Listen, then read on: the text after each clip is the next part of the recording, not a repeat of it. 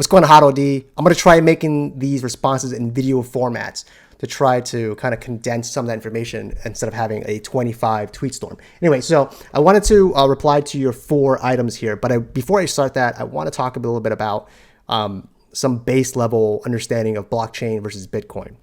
I don't think people realize when they compare Bitcoin to blockchain technology as a whole, they're actually not doing something that's comparable. It's not apples to apples. Bitcoin has not evolved since its inception. Its purpose and its original intent, it's still there. And I think when you compare that to blockchain technology, blockchain tech has gone pretty far, and it's really deviated from some of the core concepts that Bitcoin originally came out with.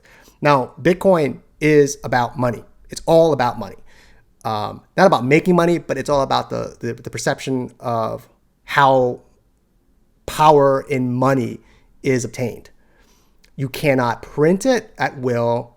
I mean, you can, but you know what I'm talking about here. You can't just have some type of entity that prints Bitcoin at will and forces and imposes on its users. There's a structure that people strongly understand about how Bitcoin is created and how it's stored and how it's protected.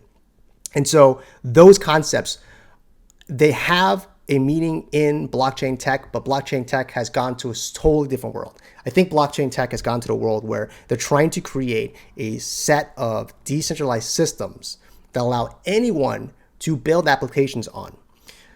Bitcoin is not a decentralized application deployment layer. It's purely about power and money. And that's why I don't think it's comparable. Now, if we wanted to build a system that was decentralized and allow people to launch applications and allow people to use applications without having to rely on a certain type of centralized service, then we're talking about Ethereum, right? Ethereum has been around long enough that you can safely say that you cannot stop Ethereum.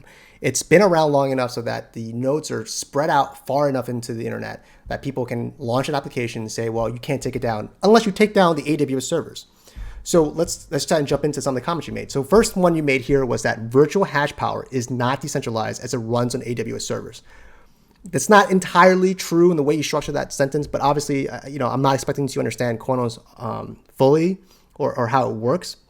But virtual hash power is actually a token. And the real meat of this is about whether or not Koinos nodes runs on AWS servers.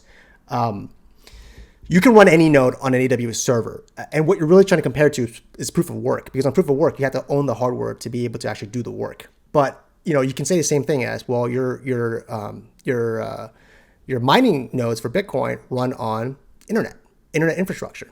And internet infrastructure is centralized. However, there's an underlying understanding that some of these systems are so important that they will always remain decentralized to an extent. And so if someone shut you out of the internet and someone destroyed your connections, then your Bitcoin servers wouldn't run, right? It requires internet. Now, as far as Koinos goes, you can run nodes at home. They're not expensive to operate because you can run it on your home computer, and most home computers are actually able to run your own node.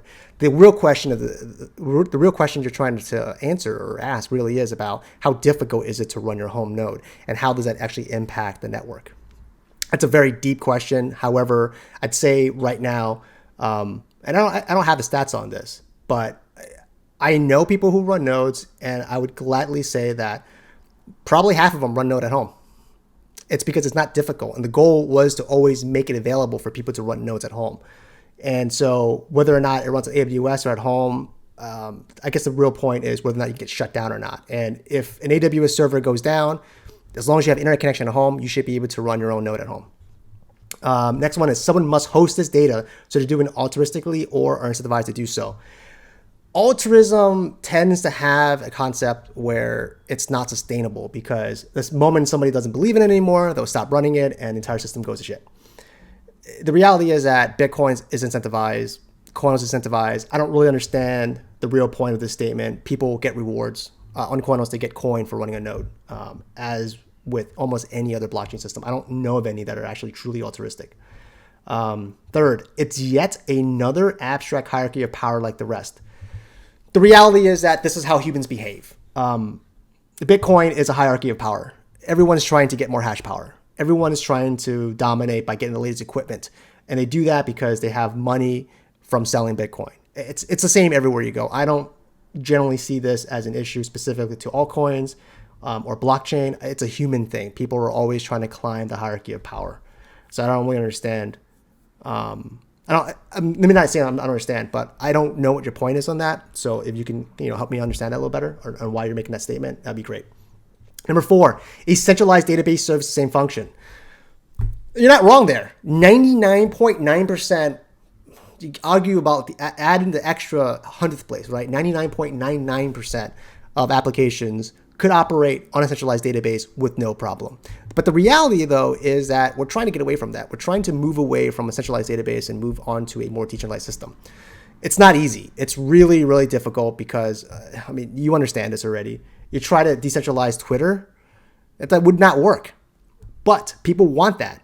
The real question we're asking ourselves from the, I guess if you consider yourself a Bitcoin maxi, but from the from the altcoin or the blockchain tech community, I think the real question we're trying to ask ourselves is, how do we make things decentralized and still usable? That's still a crazy, crazy difficult challenge. To decentralize Twitter requires you to ask some very specific questions, like what exactly about Twitter needs to be decentralized? Because it's true. A centralized database serves many functions. But what if you could put everything on a centralized server, but have an option to decentralize certain comments? Maybe you can have a certain tweet that is immutable, but you have to, pay some fee or have some type of like special token or whatever, like the blue check or something like that, right?